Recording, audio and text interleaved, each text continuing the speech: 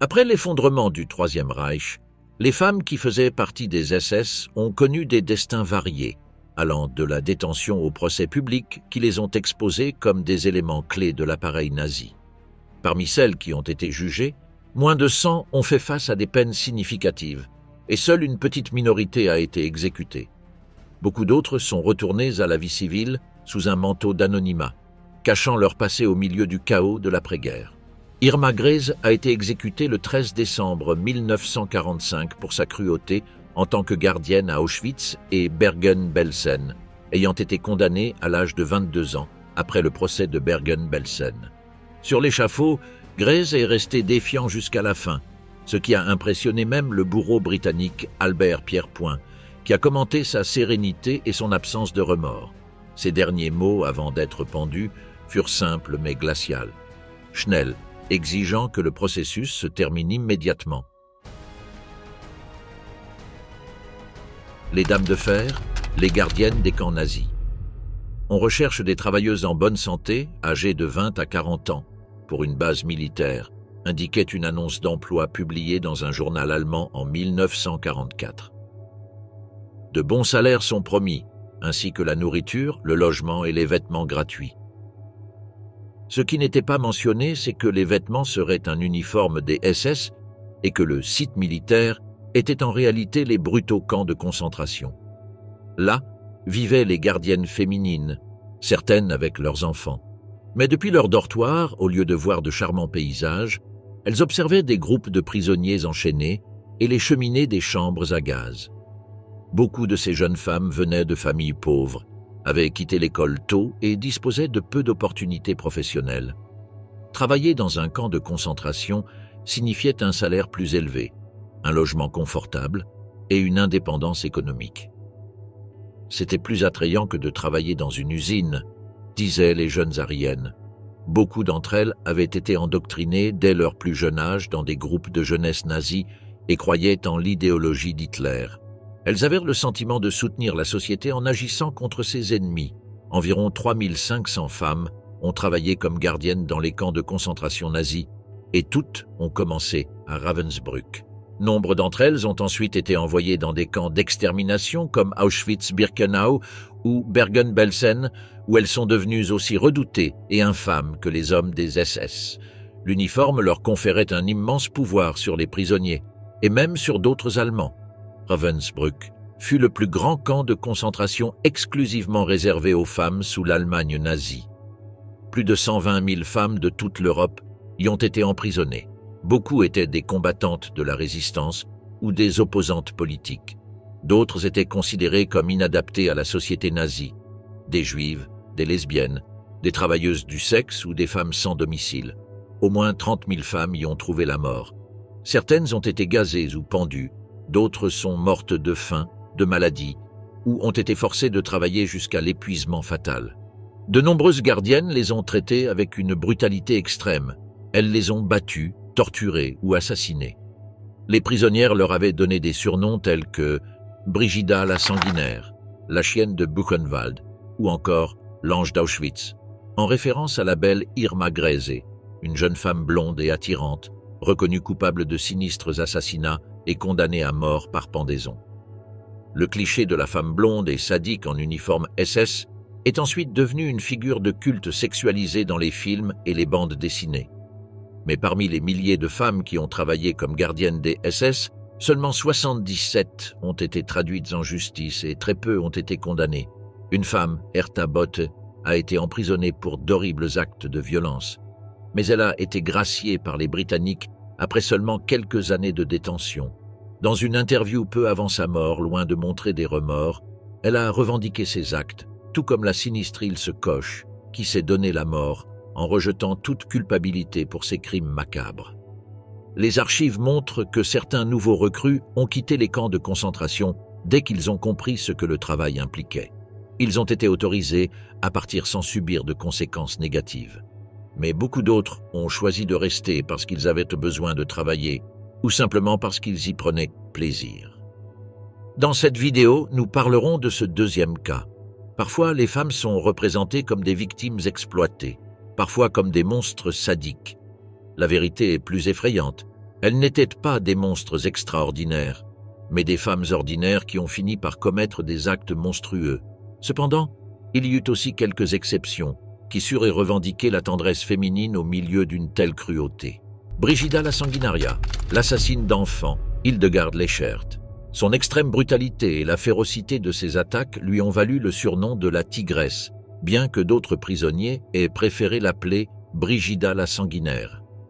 Cette femme grande et aux épaules larges prenait plaisir à blesser les détenus qui, terrifiés, n'osaient même pas la regarder dans les yeux. La plupart de ses victimes la considéraient comme un démon, comme si une force maléfique s'emparait de son esprit et de son corps.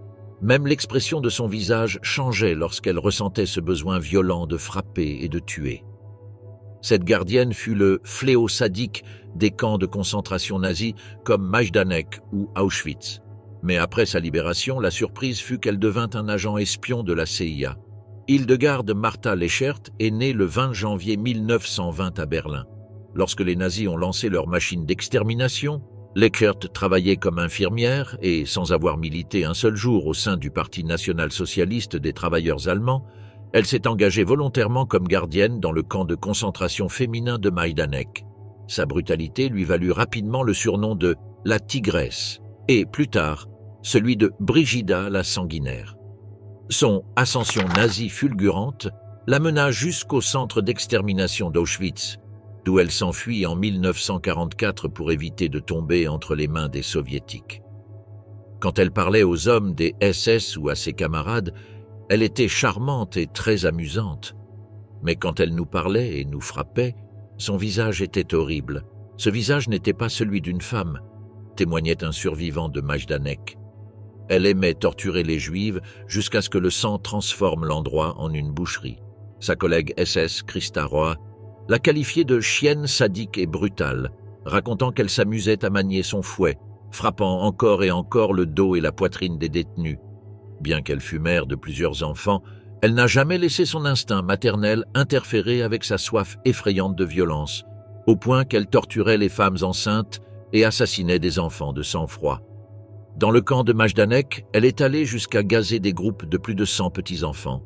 Pour y parvenir, elle leur donnait des bonbons, gagnait leur confiance et les faisait monter dans des camions qui les menaient à la mort. Durant sa dernière année en tant que gardienne dans le camp, Leichert tomba enceinte. Après avoir donné naissance à son 3e enfant, elle fut transférée au camp de concentration d'Auschwitz. Elle y resta jusqu'en décembre 1944. Elle ne cessa de torturer que lorsqu'elle apprit que l'armée soviétique approchait et prit alors la fuite. Le 24 novembre 1947, Brigida la Sanguinaire fit face pour la première fois à la justice, aux côtés de 23 autres anciens membres des SS, lors du célèbre procès d'Auschwitz. Elle y fut condamnée à 15 ans de prison et incarcérée dans une prison de Cracovie. Pourtant, elle ne purgea que 9 de ces 15 années et retrouva la liberté en 1956. Pendant de nombreuses années, elle disparut des radars, mais sa brutalité ne fut jamais oubliée. En novembre 1975, l'Allemagne rouvrit son dossier et elle fut de nouveau jugée. Ce procès fut l'un des plus longs de l'histoire et ne s'acheva qu'en juin 1981, lorsqu'un tribunal de Düsseldorf la condamna à 12 ans de prison. Au cours de cette longue procédure, les victimes durent affronter leurs bourreaux et d'effroyables détails émergèrent sur la manière dont la Tigresse torturait ses prisonniers. Une fois encore, elle sortit de prison avant d'avoir purgé la totalité de sa peine. Cette fois, elle bénéficia d'une aide inattendue.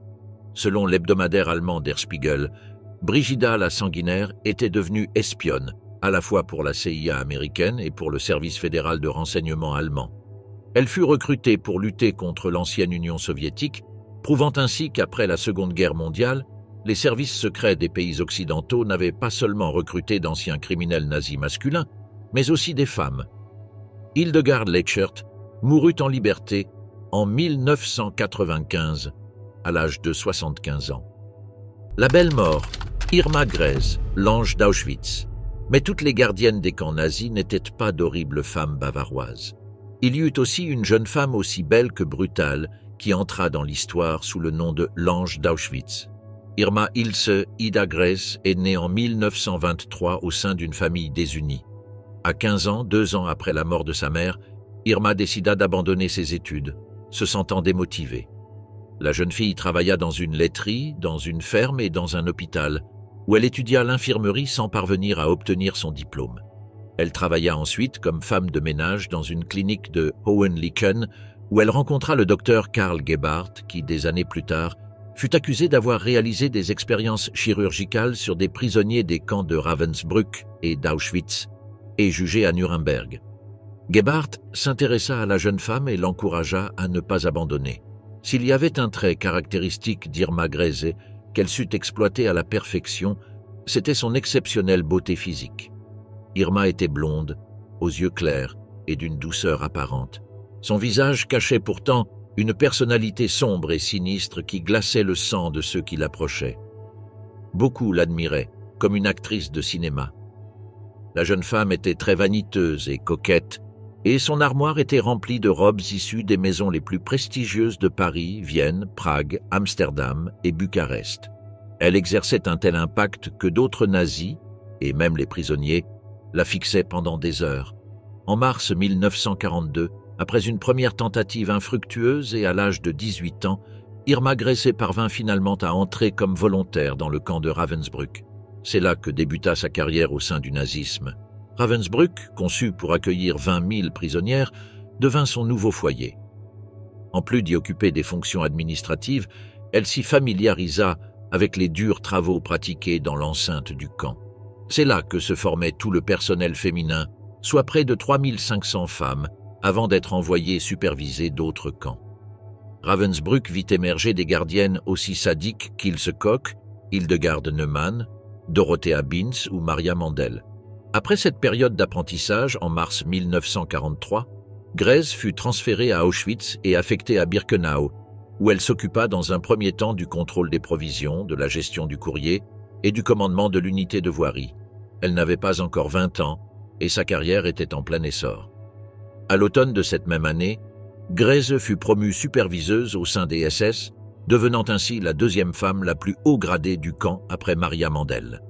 Cela signifiait qu'elle était responsable d'environ 30 000 détenus, principalement des juives polonaises et hongroises. Ces nouvelles responsabilités incluaient le contrôle direct des prisonnières, ainsi que la sélection de celles destinées aux chambres à gaz. Plus tard, lors de son procès, faisant preuve d'un cynisme glaçant, Irma nia toujours cette implication, affirmant n'avoir appris l'existence de ces exécutions de masse que par les prisonnières elles-mêmes. Les prisonniers devaient se ranger par groupe de 5. Mon devoir était de m'assurer qu'ils le fassent. Ensuite, le docteur Mengele arrivait et faisait la sélection, déclara-t-elle au procès de Bergen-Belsen. Les nombreux témoignages de survivantes s'accumulaient pour décrire avec force détail les atrocités commises par l'ange d'Auschwitz, un nom qui suffisait à semer la terreur. Selon ces témoignages, l'ange parcourait les baraquements vêtu d'un uniforme impeccable, ses cheveux blonds parfaitement coiffés, chaussé de lourdes bottes brillantes, armé d'un fouet et d'un pistolet. Toujours accompagnée de ses chiens affamés et féroces, qu'elle utilisait à sa guise, elle prenait plaisir à les lâcher sur les prisonnières pour qu'elles soient dévorées. Une autre de ses méthodes consistait à exécuter les détenus d'une balle en pleine tête, à bout portant. Elle utilisait également un fouet tressé pour lacérer la poitrine des femmes, de préférence des juives au physique avantageux, jusqu'à ce qu'elles en meurent. Une prisonnière témoigna. Elle l'a frappée au visage avec ses poings et, quand la femme est tombée au sol, elle s'est assise sur elle. Son visage est devenu bleu. L'ange ne supportait pas qu'on lui dispute sa beauté. Les captives étaient traitées comme de simples cobayes, soumises à toutes sortes d'expériences médicales visant à infliger une souffrance extrême. Tout était permis, surtout lorsque cela procurait du plaisir à la gardienne nazie. D'après un témoignage consigné, elle aurait crevé les yeux d'une fillette surprise en train de parler à une connaissance à travers les barbelés. Les abus sexuels et les sévices infligés aux plus jeunes étaient parmi ses pratiques habituelles. Aujourd'hui, on ignore le nombre exact de meurtres que cette bête aurait commis dans le bloc C du camp de Birkenau. Les enquêtes estiment toutefois une moyenne de 30 assassinats par jour, soit plus de 30 000 au cours de sa carrière. Auschwitz-Birkenau ne fut pas le seul camp de concentration à subir la cruauté d'Irma Grese. Durant une courte période, entre janvier et mars 1945, la jeune femme retourna au camp de Ravensbrück, avant d'être envoyée à Bergen-Belsen, près de Hanovre, en Allemagne. Dans la nuit de la reddition du 14 au 15 avril 1945, le commandant Joseph Kramer négocia la reddition face aux Britanniques. Pendant ce temps, alors que Bergen-Belsen était encore sous contrôle allemand, les gardiens du camp ouvrirent le feu sur plusieurs prisonniers tentant de s'évader. Tôt le matin, les Alliés arrivèrent et trouvèrent les gardiens alignés, impeccablement uniformés et propres. Parmi eux se trouvait le visage angélique et sinistre de Grèze. Derrière les portes du camp de concentration, ils furent confrontés au typhus, à la dysenterie, à la lèpre, à la faim, à la misère, à la folie, et surtout à la mort des milliers de morts. La détresse humaine se promenait librement dans cet enfer. Les baraquements remplis de cadavres semaient l'horreur parmi les soldats britanniques qui ne purent faire autre chose que de les entasser dans d'immenses fosses creusées à cet effet. Bien que la majorité du personnel du camp se soit enfui la veille, 80 membres étaient restés à leur poste pour aider les Britanniques. Les Allemands obéissaient aux ordres sans sourciller. Le matin du 17 avril, Irma Grese fut photographiée sur le site de Belsen, aux côtés de Joseph Kramer. Son apparence, bien que visiblement dégradée, dégageait encore une certaine arrogance. Après son arrestation, Grese fut jugé en septembre 1945 aux côtés du commandant de Bergen-Belsen, Joseph Kramer, et de 40 autres officiers. Ils étaient accusés de crimes de guerre ainsi que de plusieurs meurtres et mauvais traitements infligés aux prisonniers des camps de Bergen-Belsen et d'Auschwitz. Lors de la perquisition de son logement, l'horreur fut découverte sous forme de trophées, des abat-jours fabriqués avec de la peau humaine. Elle-même s'était chargée d'écorcher et d'assassiner de ses propres mains 3 prisonniers juifs. Bien que condamnée, Grese nia toutes les accusations de meurtre portées contre elle. Elle ne renia jamais l'idéologie nazie et, la veille de son exécution, elle alla même jusqu'à chanter des hymnes martiaux des SS. Au 54e jour du procès, la nazie fut reconnue coupable de crimes de guerre dans les camps de Bergen-Belsen et d'Auschwitz.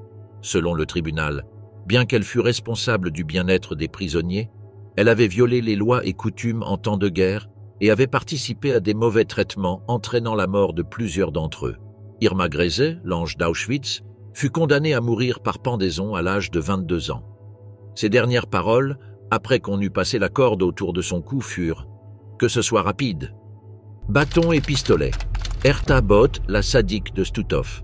De nombreuses femmes se sentaient particulièrement investies et puissantes dans leur rôle de gardienne de camp, et l'exemple de la sadique de Stutthof en est probablement l'illustration parfaite.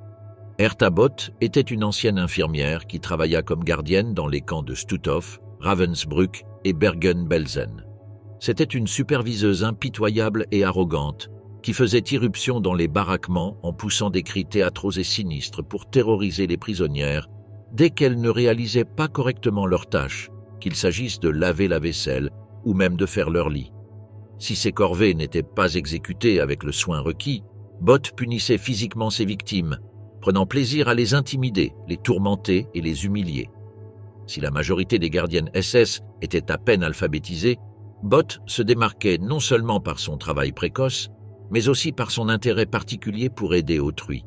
Son infatigable assiduité lui permit, en 1938 et à l'âge de 17 ans, d'occuper plusieurs emplois.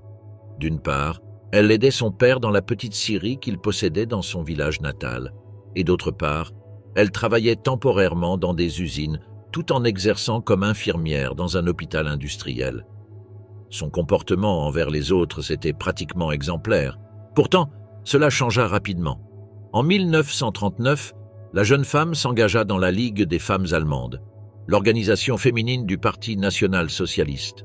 Herta trouva dans cette structure des traditions qui la passionnèrent. Durant les 3 années suivantes, Both se distingua particulièrement dans le domaine sportif.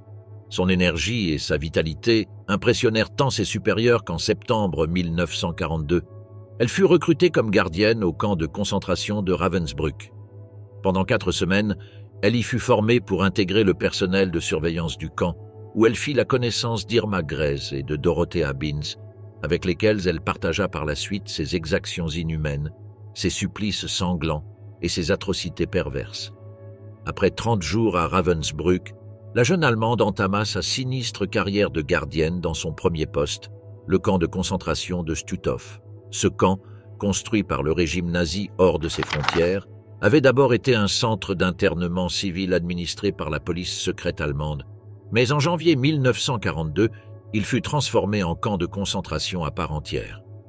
Situé dans une zone isolée, humide et boisée, à l'ouest du petit village de Stutthof, son emplacement lui conférait un caractère particulier. Là, plus de 85 000 personnes périrent parmi les 110 000 déportés, non seulement en raison des conditions catastrophiques du camp, telles que la faim et les maladies, mais aussi à cause des exécutions et assassinats que le personnel effectuait quotidiennement. C'est en 1943 que Stutthof fut intégré au programme de la solution finale, devenant ainsi un camp d'extermination de masse. La surpopulation était telle que, selon les témoignages des prisonniers, ceux qui arrivaient étaient immédiatement conduits aux chambres à gaz. Ajoutées aux conditions inhumaines imposées par les gardiennes, ces pratiques rendaient la survie presque impossible. Herta Both fut l'une des 130 femmes qui servirent dans ce camp pendant sa période la plus cruelle et tragique. 34 de ces gardiennes, dont la sadique de Stutthof, furent accusées de crimes contre l'humanité à la fin de la guerre. De nombreux témoins affirmèrent que la sadique de Stutthof maltraitait les détenus sans pitié, allant jusqu'à leur tirer dessus à bout portant. Elle punissait les prisonniers en les privant impunément de nourriture, que ce soit du pain ou de l'eau, pendant plusieurs jours. Ces visites n'avaient d'autre but que de provoquer la consternation, l'humiliation et, dans de nombreux cas, la mort. Le 21 janvier 1945, alors âgée de 24 ans, Both obtint une promotion. Elle devint Oberaufseherin. Elle était responsable d'escorter les marches de la mort depuis le centre de la Pologne jusqu'en Basse-Saxe, en Allemagne. La distance entre les camps était d'environ 700 km, que les détenus devaient parcourir à pied. Pendant cette longue traversée, les plus faibles finissaient par mourir d'épuisement, de famine ou sous les mauvais traitements de leurs geôlières. De plus, la route vers Bergen-Belsen fut allongée de 600 km supplémentaires pour faire un détour par Auschwitz-Birkenau, rendant l'épuisement des prisonnières insupportable. 30 jours après leur départ, elles arrivèrent à Bergen-Belsen. Both retourna ensuite à Stutthof, qui fut libérée le 9 mai 1945 par les troupes britanniques.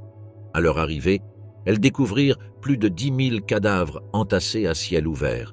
Mais il était déjà trop tard pour sauver les survivants mourants. Les Alliés forcèrent les gardiens à enterrer les corps des prisonniers assassinés, et Both obéit à cet ordre. Comme elle le rappela plus tard dans une interview, la plus grande peur de la superviseuse était d'attraper le typhus en manipulant les cadavres des Juifs morts. Les Alliés ne leur permettaient pas d'utiliser des gants pour les ensevelir, et Both ne se préoccupait que d'éviter la contagion et de se reposer aussi souvent que possible. Une lumière dans l'obscurité. Les horreurs révélées lors des procès de Both.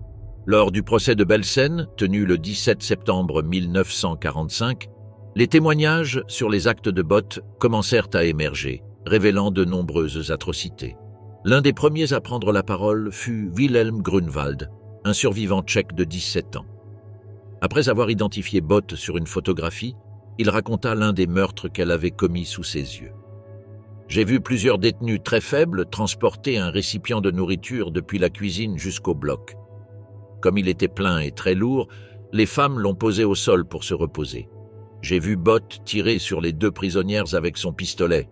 Elles se sont effondrées, raconta le jeune homme. Une autre survivante témoigna au sujet de Both. Elle nous frappait de toutes ses forces alors que nous passions la porte. Nous avions si peur des coups que nous préférions sauter par la fenêtre. Le témoignage de Catherine Neger, une Tchèque de 23 ans, fut crucial pour identifier l'accusée comme l'une des tortionnaires et meurtrières de Belsen. Elle expliqua l'avoir vue frapper des enfants malades avec un bâton en bois. Elle détailla également la façon dont les morts s'accumulaient dans le camp.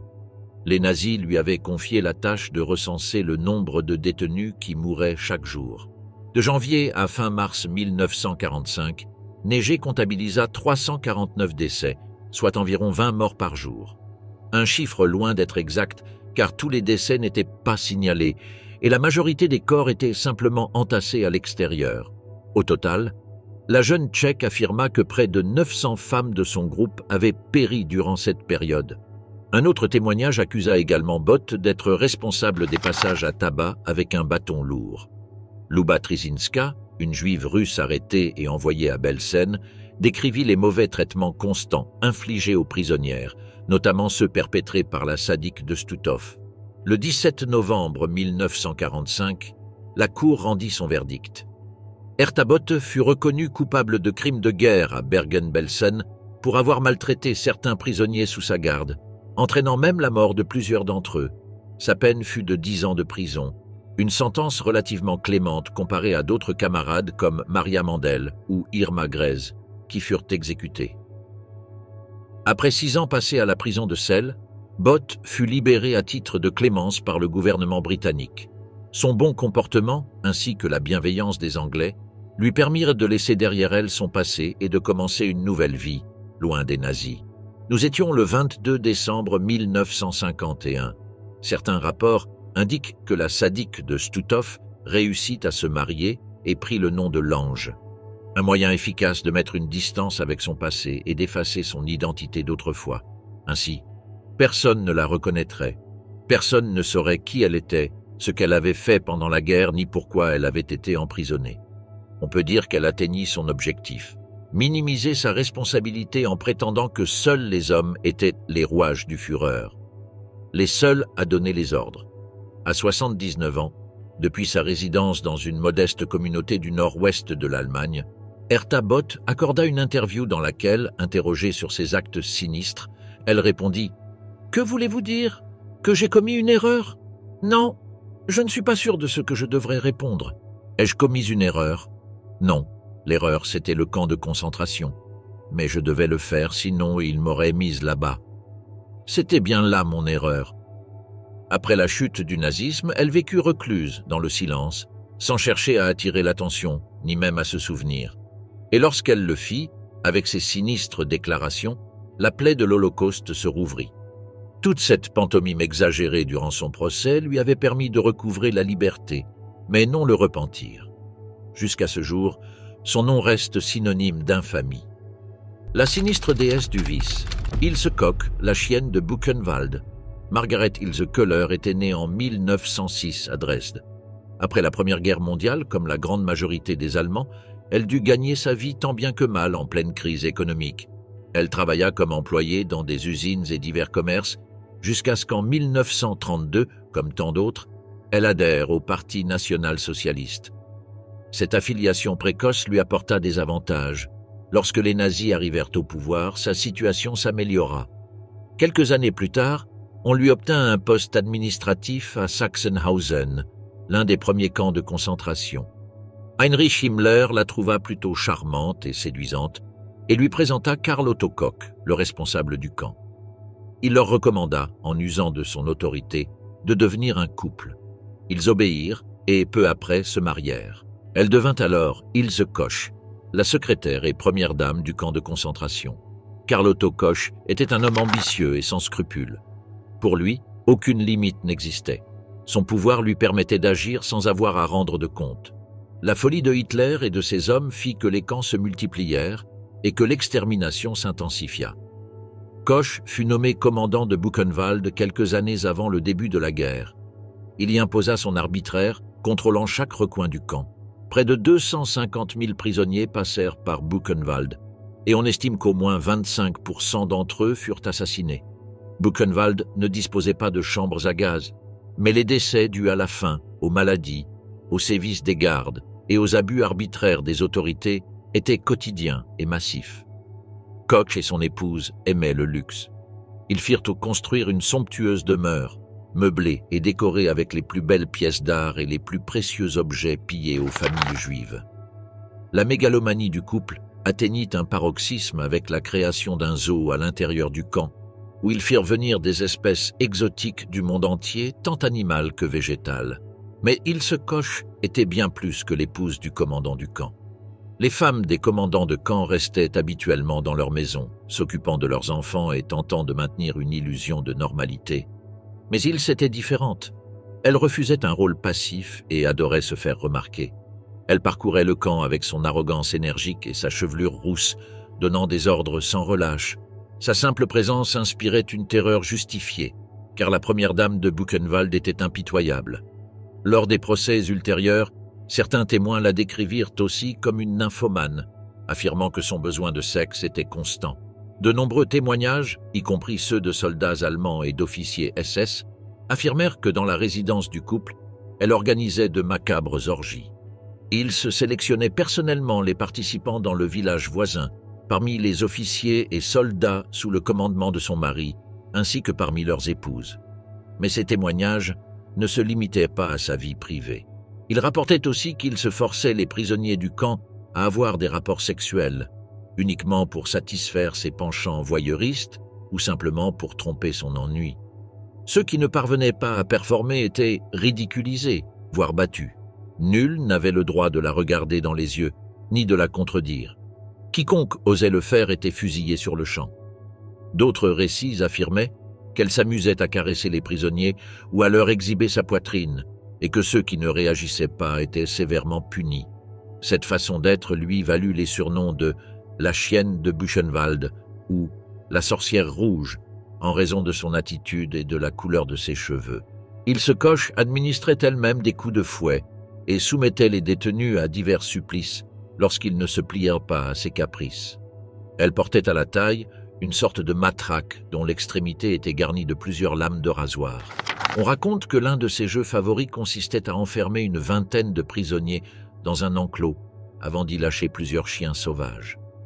Tandis que les hommes et les femmes couraient pour sauver leur vie, recevant des morsures mortelles, les éclats de rire d'Ilse résonnaient à plusieurs dizaines de mètres. Mais tout cela n'est rien en comparaison du sinistre hobby de la chienne de Buchenwald. Lors des procès qui suivirent, plusieurs témoins affirmèrent qu'Ilse ordonnait l'exécution de détenus avec des consignes précises. Certaines parties de leur peau ne devaient pas être abîmées afin qu'elle puisse conserver ces fragments tatoués qui avaient attiré son attention. L'un de ses amants était Waldemar Oven, médecin responsable du département de recherche médicale de Buchenwald. Ilse et Oven faisaient déshabiller les nouveaux arrivants.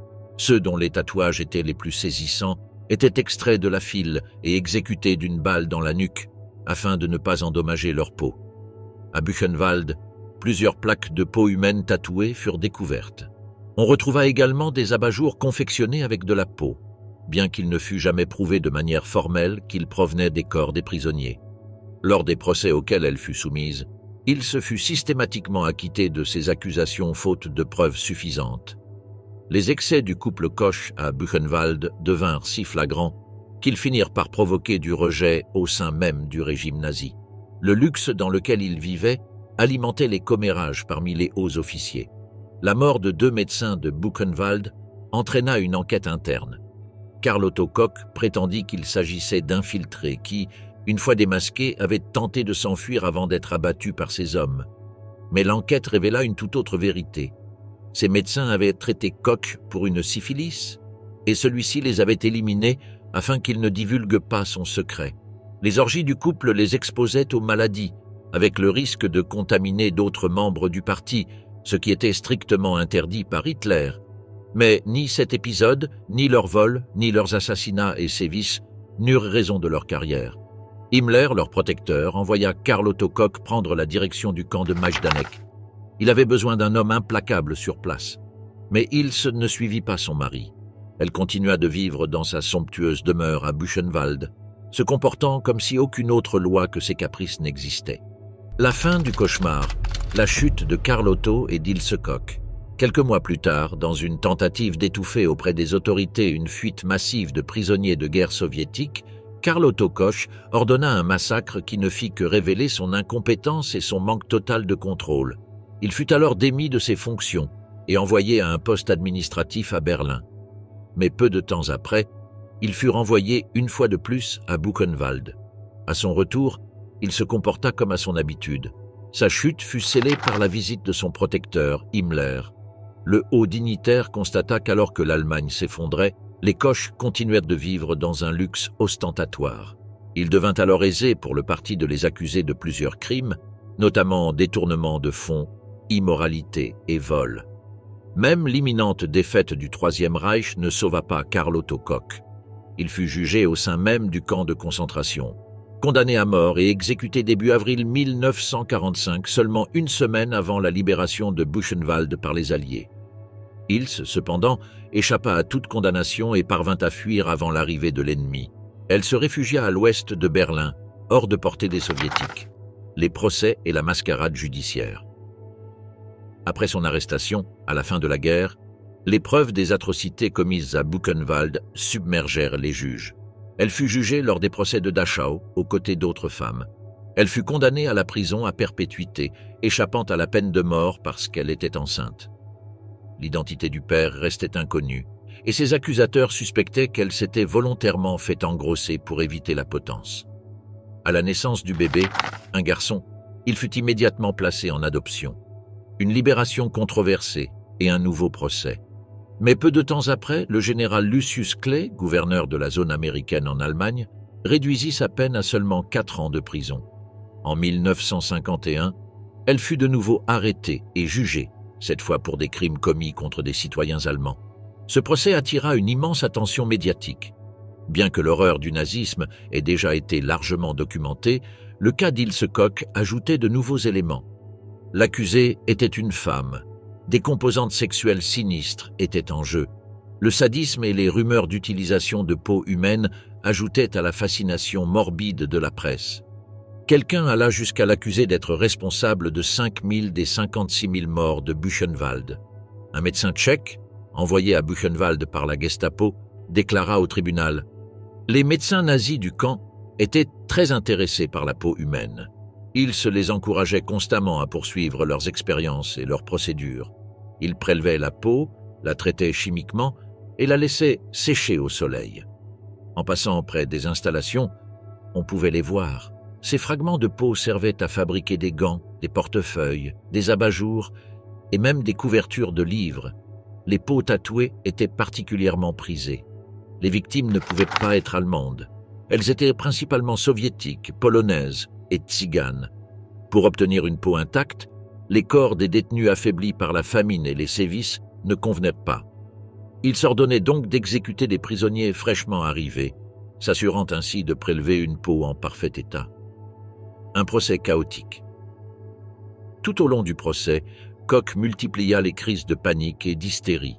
Ses cris, ses crises de nerfs et ses évanouissements, dont personne ne sut jamais s'ils étaient feints ou réels, interrompirent les audiences à plusieurs reprises.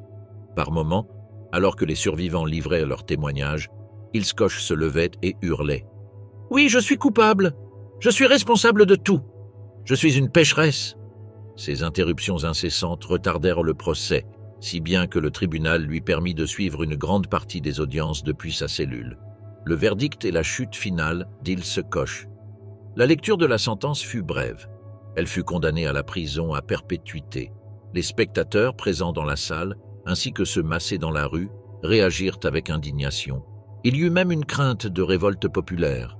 L'opinion publique s'était passionnée pour le procès d'Ilse Koch et exigeait la peine de mort. Beaucoup voulèrent voir les lampes et les gants prétendument fabriqués en peau humaine. Mais cette demande ne fut jamais satisfaite. Une condamnation infâme et une lente descente dans la folie. Même en prison, Ilse Koch connut l'infamie. Les autres détenus la méprisaient et la maltraitaient. Celle qui avait régné sur Buchenwald sombra progressivement dans la démence. Ses cris perçants, d'abord nocturnes, se mirent à retentir à toute heure du jour. Elle était persuadée qu'un commando de survivants des camps et de proches des victimes cherchait à s'introduire dans la prison pour l'assassiner. Sa paranoïa ne cessa de croître. Le suicide d'Ilse Koch. Pendant des années, elle sombra dans la peur et la démence jusqu'à ce qu'en 1961, elle écrive une lettre à son fils Uwe, dans laquelle elle affirmait ne regretter aucun de ses crimes. Peu après, elle attacha plusieurs draps à une lampe et se pendit. Elle laissa un dernier message. « Il n'y a pas d'autre issue pour moi. La mort est ma seule libération. » Johanna Langefeld, Essen, Allemagne, 5 mars 1900, Augsbourg, Allemagne, 26 janvier 1974, fut une gardienne des camps de concentration nazis ayant participé activement à l'Holocauste. L'anomalie bienveillante, Johanna Langefeld, l'ange gardien de Ravensbrück. Pour conclure, nous évoquerons un cas particulier, la seule gardienne de camp dont les survivantes de Ravensbrück se souviennent avec affection. Selon certaines rumeurs, elle aurait même été aidée par d'anciennes prisonnières à s'échapper de prison. Il s'agit de Johanna Langfeld, surnommée Notre-Dame gardienne de Ravensbrück. Une vie marquée par les épreuves et le service social, née à Essen, en Allemagne, Johanna Langfeld grandit dans une famille nationaliste et luthérienne. En 1924, elle déménagea à Mülheim et épousa Wilhelm Langfeld, qui mourut en 1926 d'une obstruction pulmonaire. En 1928, elle tomba enceinte d'un autre homme et s'installa à Düsseldorf, où son fils naquit en août de cette même année. Jusqu'à l'âge de 34 ans, Langfeld demeura au chômage avant de commencer à enseigner l'économie domestique dans une entreprise commerciale de la ville de Neuss. À partir de 1935, elle travailla comme gardienne dans une institution de travail, un établissement servant de réformatoire pour prostituées, chômeurs et femmes sans domicile, ainsi que pour d'autres personnes qualifiées de asociales. Ces individus furent plus tard envoyés dans des camps de travail ou de concentration. L'entrée dans le régime nazi et l'ascension dans les camps Langfeld rejoignit le parti nazi en 1937 et, en mars 1938, elle fut recrutée comme gardienne dans le premier camp de concentration SS pour femmes à Lichtenburg. Son travail fut remarquable et après un an, elle fut promue superintendante du camp. En mai 1939, elle fut transférée à Ravensbrück, où elle devint assistante du chef de la détention préventive. Une lueur d'humanité dans l'horreur des camps Johanna Langfeld fut responsable des sélections à Ravensbrück lors de la campagne d'assassinat 14 F-13, visant à éliminer les prisonniers malades ou inaptes au travail avant la mise en œuvre de la solution finale. C'est à cette époque que Langfeld commença à manifester un comportement plus humain. Non seulement elle évitait les punitions, mais elle détruisait également des rapports déposés par les gardes et les fonctionnaires, qui auraient pu entraîner des répercussions douloureuses pour les prisonnières. La survivante polonaise Józefina Węglarska en témoigna. Elle détruisait les dénonciations pénales. Elle répugnait à infliger des châtiments et permettait toujours aux détenus de s'expliquer. Elle ajouta « Elle était très calme. Elle ne nous criait jamais dessus. » Un autre épisode eut lieu le 18 mars 1943. Ce jour-là, 8 femmes étaient sur le point d'être fusillées. Avant que les coups de feu ne soient tirés, elles hurlèrent avec d'autres prisonnières « Vive la Pologne !» Cette scène sema un véritable tumulte dans le camp. Les officiers SS furent furieux et les prisonnières polonaises s'attendaient à être massacrées en représailles. Mais, à la surprise générale, rien ne se produisit. La majorité des détenus échappa à toute sanction sévère. On apprit plus tard que Langfeld avait négocié avec les autorités du camp pour remplacer les exécutions par une autre punition. Les mutines devraient rester debout toute une journée entière, une peine bien moins cruelle que les tortures habituelles. Le transfert à Auschwitz est la fin d'un rôle ambigu. En mars 1942, Langfeld fut affectée au nouveau camp des femmes d'Auschwitz. Elle y fut chargée de sélectionner les prisonniers destinés aux chambres à gaz. Cependant, Rudolf Höss, le commandant d'Auschwitz, estima que Frau Langfeld n'avait pas la capacité de gérer la situation. Il affirma même qu'elle refusait d'obéir aux ordres de la direction du camp. Incroyablement, Höss décida de placer le camp des femmes sous sa juridiction exclusive. Lors de la visite du SS Reichsführer Heinrich Himmler, le 18 juillet 1942, Langfeld tenta de lui parler pour annuler cette décision. Mais Himmler refusa et maintint Langfeld à la tête du camp féminin, affirmant qu'il souhaitait un camp de femmes dirigé par une femme. Il ordonna également que Langfeld reste à son poste et qu'aucun homme des SS ne soit autorisé à entrer dans le camp des femmes à l'avenir. Ce même mois, le camp des femmes d'Auschwitz fut déplacé à Birkenau, à 3 km de distance.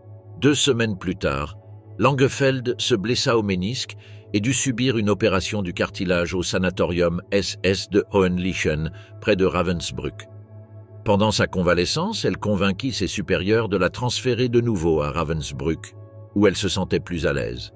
Son départ marqua un changement dramatique pour les détenus d'Auschwitz. Maria Mandel prit alors la tête du camp, ce qui empira considérablement la situation des prisonnières. Contrairement à Langfeld, Mandel était une véritable bête inhumaine.